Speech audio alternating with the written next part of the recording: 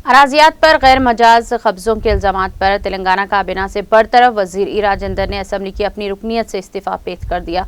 राजेंद्र, जिन्होंने हाल ही में कौमी दारुल हुकूमत में बीजेपी के आला क़ियादत में मुलाकात की थी, जाफरानी जमात में शमूलियत का ऐलान किया।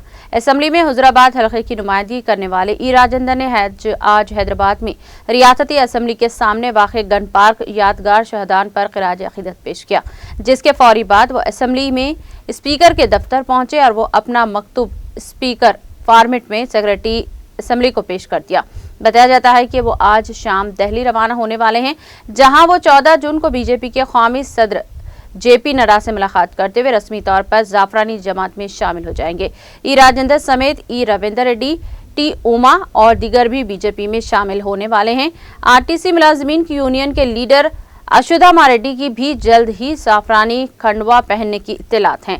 इस मौके पर मीडिया से बात करते हुए ई राजेंद्र ने कहा कि इन पर असम्बली की रुकनियत से इस्तीफा न देने पर दबाव था, ताहम उन्होंने अपने ओहदे से इस्तीफा दे दिया।